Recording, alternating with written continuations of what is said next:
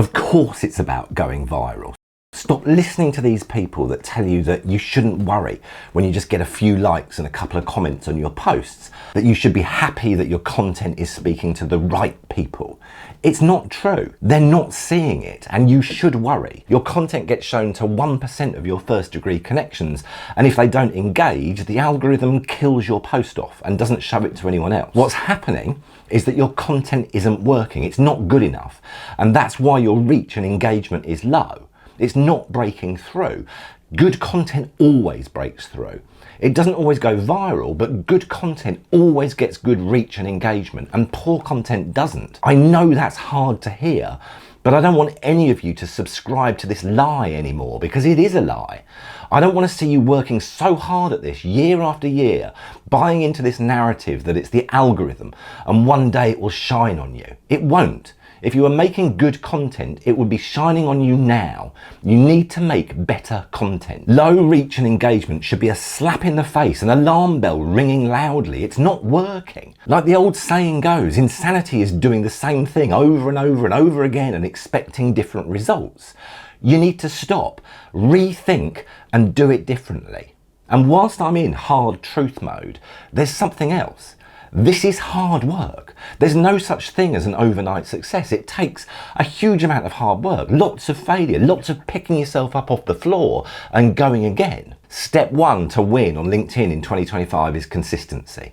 And no, that doesn't negate what I've just said. This is about consistently making good content. Consistency is about the people that you want to do business with seeing you every day so that they come to trust you, and trust is what you're trying to build. So consistently making good content is absolutely vital. If I meet you once, I'll probably forget you. If I see you every day, I'll definitely remember you. But the problem is that consistency is hard. It's incredibly time consuming. So it's important to understand why you're doing this in the first place. If you don't have a goal, you're going to give up after the first week because, like I said before, this is hard.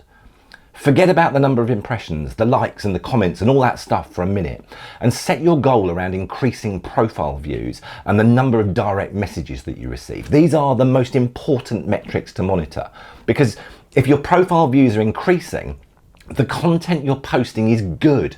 It's sparked interest in people, and their curiosity leads them to your profile page to find out more about you. Some of them will choose to follow you, so they will see more of your content. And by all means, send a connection request to the ones who don't, but don't follow that up with a sales message. That's like proposing on the first date. It's just too much, too fast, and it's all over. Slow down, play it cool, remember they like you, they followed you or accepted your connection request. Don't ruin it by coming across as desperate. Satisfy yourself in the knowledge that the algorithm has clocked the fact that they like you and will show them your content in the future. Make a note to remind yourself to comment on their content. Some of these profile views and direct messages are your future clients. Some will buy from you quickly, and others will lurk in the background for years and then poke their head out when you least expect it. Believe me, it happens to me every single week. So many people give up too quickly because they don't see results immediately. So I'm going to set you a challenge. Block off an hour in your calendar every day in January for LinkedIn. Do it now. Don't worry about what you're going to be doing in that hour yet. Just keep watching and you'll see. Step 2 is planning. Posting consistently is all well and good, but what are you going to post? It's the one thing that most people struggle with, and that's because they don't have a plan. Planning means effort and work, and most of you will want to skip this step, and that'll make being consistent impossible, and you'll give up. Sorry, I know that's harsh, but it is true. Failing to plan is planning to fail, as they say. If you want to win new clients on LinkedIn in 2025, this bit is vital, because this is where all of the content ideas that will build trust with the people that you want to do business with will come from. Take your time to answer these 4 questions. Who do you want your content to resonate with? This is the target audience question. Write a 1-phrase description of the psychographic person that you want your content to resonate with. Question 2, what problem do you solve in 1 word?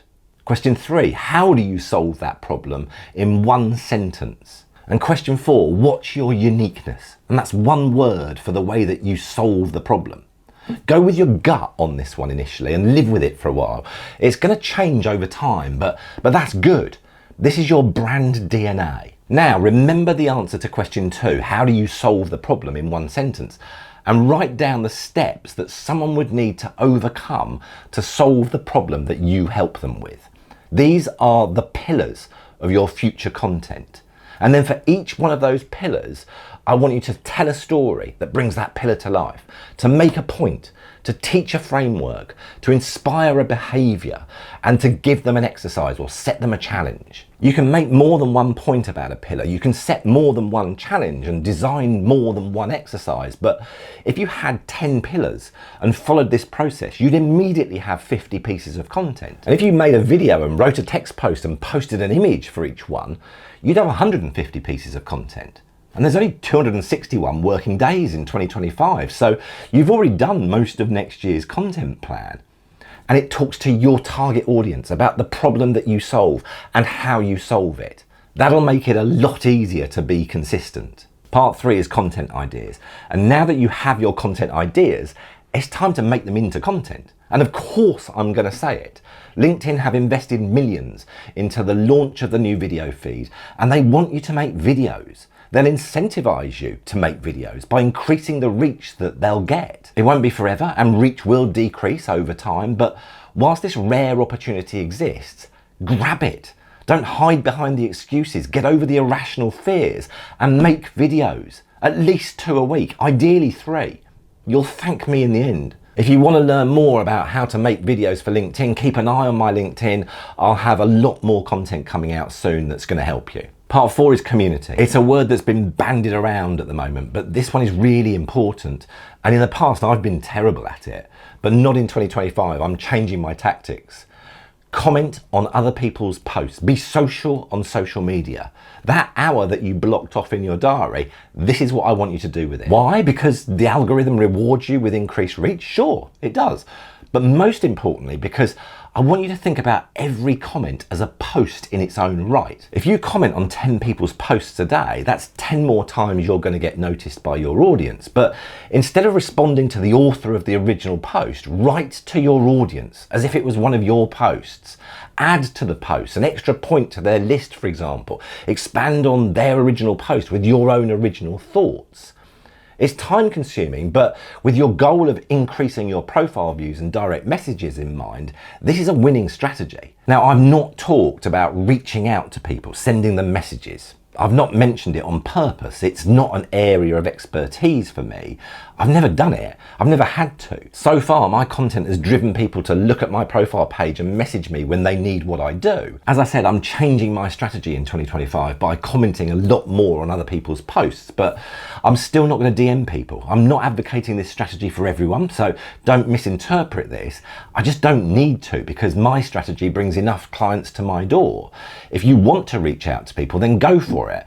And I'd recommend following Richard Moore on LinkedIn for more in-depth strategy on this subject, as he's far more knowledgeable than I am. Part 5 is change.